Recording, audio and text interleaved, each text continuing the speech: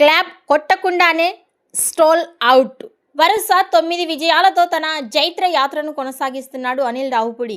సంక్రాంతికి రావడం, ఓ super hit కొట్టడం అలవాటు అయిపోయింది.